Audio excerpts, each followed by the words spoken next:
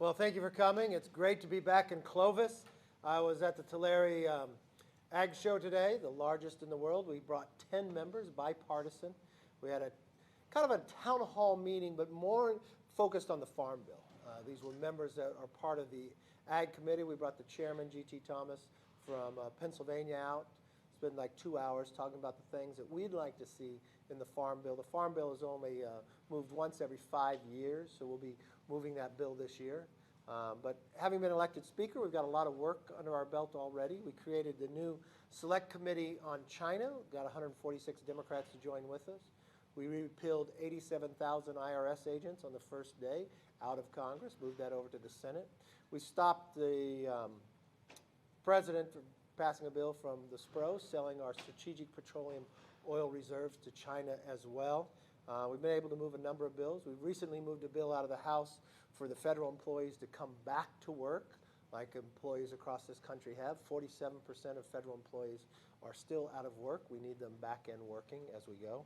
And we've got a number of different bills moving forward as the committees get together. But I wanted to come back into Clovis, we had a number of farmers, we had a bunch of community leaders from education, from elected officials, from DA, police, and fire as well, to listen to their concerns and challenges of what's moving forward throughout the Central Valley that we can work on and focus on. With that, let me stop and take your questions and comments. Mr. Speaker, the big yes. concern in the valley is right now is China, balloons, whatever is up there. Can you give us any kind of encouraging words to calm the nation down? Well, I think the encouraging word first and foremost is now that I think the decision to wait to allow the balloon to fly over the continental U.S. was wrong. I think we should have made a decision to take that balloon down earlier. We're collecting the data off it now so we can have an understanding of how it works and what they have been doing. I think it just goes to show how far China wants to go in this process. I think even before the balloon, in Congress, we created the Select Committee on China, where Republicans and Democrats can speak together with one voice. I'm concerned about the balloon, but I'm also concerned about China, America being dependent on China in a number of industries, from critical minerals, from medical supplies, from pharmaceuticals and others. I don't think America should be dependent on China in any different industry. And I think if we can work together and speak with one voice, we'll make sure that we're stronger. We need to protect the sovereignty of this nation. That means air and also means border. This Thursday, I'll be going to Tucson, Arizona, taking a number of freshmen with me as well. We don't have control of our operational borders. Right now, a number of people from China are coming across our borders. We're catching a number of people on the terrorist watch list coming across that border. But one of the worst things that's happening is the fentanyl is coming into America and killing Americans. More than 300 Americans will be poisoned today and die. These chemicals start in China, and tomorrow there'll be 300 more. And it's the #1 killer of Americans between the ages of 18 and 45. Those are your most productive years. Those are the years that you reproduce. Those are the age group that if America ever goes to defend itself, those are the ones who fight the battles to defend us. So it's very disturbing to me that this continues, and I think it all starts within China, and we need to stop it as well. Mr. Speaker, yes. You're really hitting on China there. We haven't really known where those other flying objects have come from. Are you confident they're all from China? I'm not confident they're all from China, but the largest balloon that had the ability to go over our military defense locations, as large as 3 buses, that was from China. China actually said it was from. We don't know about these other ones. We don't know exactly what they are. I've been in communications with the White House. We haven't been able to retrieve them yet. Because of the one coming across from China, recalibration, we're looking at more things. These could not be from China. These could end up being used by an education system. We just don't know yet, but we'll find out what they are.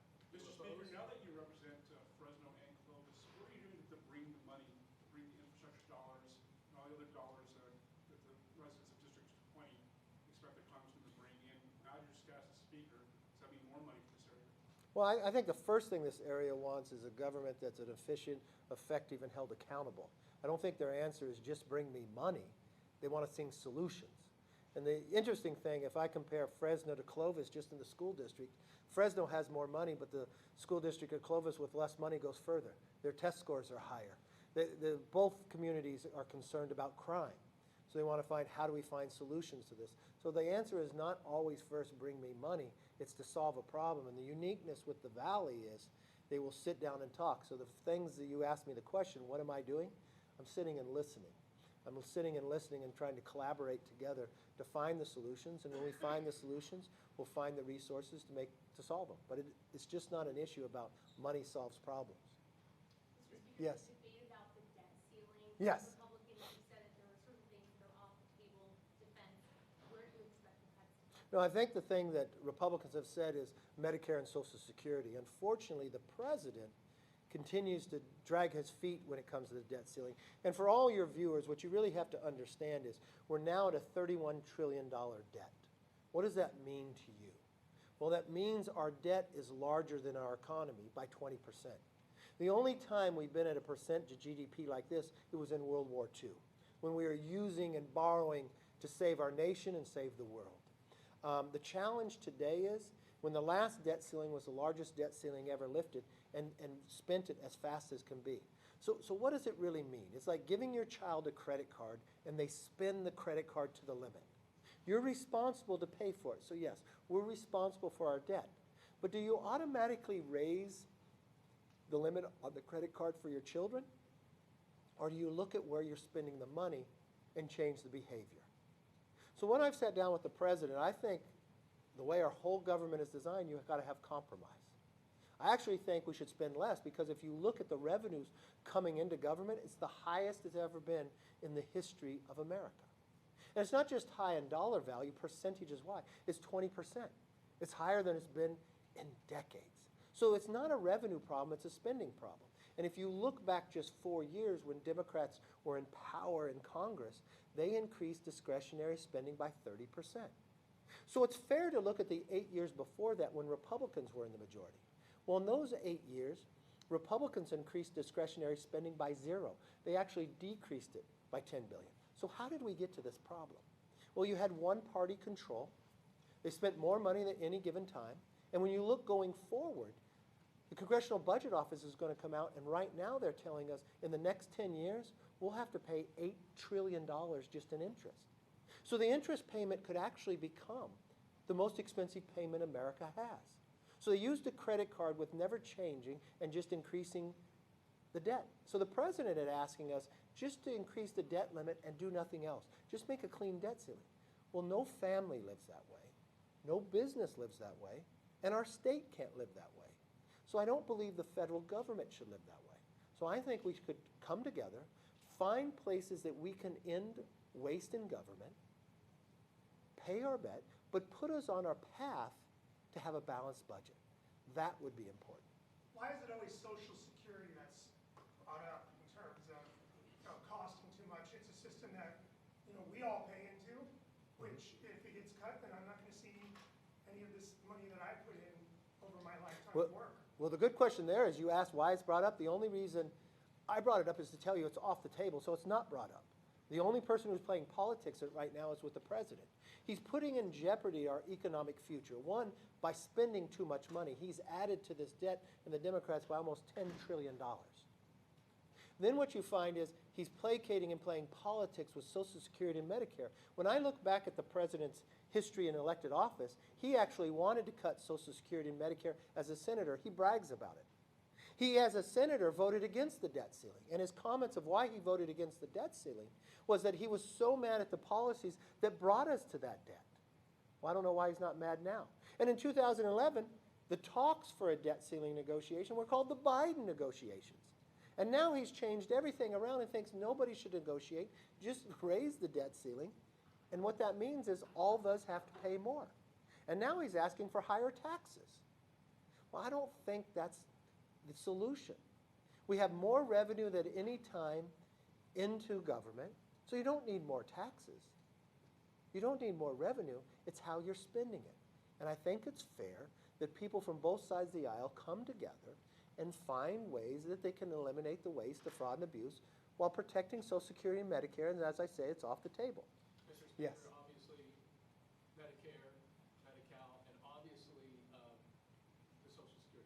that was a big focus of the ruckus that we saw at the State of the Union. Some of your Republican colleagues shouting that the president was a liar. You were sitting behind him for the first time, and you kind of settle down, settle down. Have you been able to, for those that didn't want you to become Speaker in your own party, have you been able to bridge that rift? Oh, very much so. I think if you look at those that wanted to vote different a number of times, Matt Gaetz has given me an A for my job as Speaker right now. So, yeah, I think those debates are healthy. We're not afraid of having those debates, and it's healthy that you had it at the beginning, not at the end. The interesting part when you talk about Republicans' frustration, the frustration was that here's the President of the United States, where Republicans have said those issues are off the table, literally lying to the American public. So naturally they were frustrated. Don't lie about what you say. And if you watched, it seems that the President was goading people. He wanted to play politics with it. Look, I don't rip up a speech. I respect people who get elected to office. I respect this President, and I think he should show respect to the American public. Let's not lie about different people's position. Let's actually work together to solve a problem. Playing politics is not the place to go. But did they disrespect him while he was making that? I think the frustration they found is the President saying something that he knowingly knew was not true, that he heard it from me just a few days before, that he watched us on the news. It was purely a political move, and I just think at that moment in time in the State of the Union, let's not play politics. Let's give the American public more respect than that, and let's just talk about the problems. Should Joe Biden be impeached? For what reason? Well, you're the one bringing it up, not me. Mr. Speaker, then what's the future of bipartisan legislation? You see, he can still work with the president and the Democrats for things like the infrastructure bill and the budget and other things that'll benefit the public? The answer, yeah. Government is designed that you have to work together. And just to sit back and look, the Republicans are in the majority in the House, the Democrats have the majority in the Senate, and there's a Democrat sitting at the presidency. So yes, anything you move, you're going to have to work together on. And I've sat back and I said I can work with anybody. And if you've watched what has happened, compare the House to the Senate or to the White House. The House is the only place where we've moved bipartisan legislation. We just had a unanimous vote against the CCP of China on the balloon, where every single Republican and every single Democrat voted. We just had a bipartisan vote to say that the Democrats in D.C. that want to decriminalize even murder and carjacking, that 31 Democrats joined with us. We just had 40 Democrats join with us that just told D.C. Democrats who voted to let illegals vote in elections. That means you can be a member of the Communist Party working at the consulate of the embassy of China and vote in America in the D.C. politics. I think that's wrong. I think the Democratic Party's wrong. So I also watched 100 Democrats vote against the majority of those in Congress who wouldn't denounce socialism. They think socialism is good. So I'm not going to say that all the Democrats are going to be with us, but what I do know, some of their policies are so far out that they believe in socialism, that the Democrats believe that illegal people here that can belong to the Communist Party can vote in elections. I think that's wrong. I do believe that Democrats, when they think they want to hire 87,000 new IRS agents, and put that in perspective, there's only 80,000 now, to go after Americans, I think that's wrong. That's where we differ. So we're going to differ in a lot of places, but there's other places that I think we can find common ground. Mr. Speaker, you promised investigations against the president for Afghanistan. You promised investigations for Hunter Biden when campaigning for the speakership. Will you make those promises? Well, just to clarify, what I promise is not an investigation against the president of Afghanistan, an investigation for the American people, investigation for the 13 Gold Star families. So that would never happen again. That is starting now. We've also believed in the investigation is about the national security. China's funding of the Biden Penn Center. I mean, we've watched a lot of these things go on. We've watched a national security team tell us that a Hunter Biden laptop was false. We now know that none of that is true.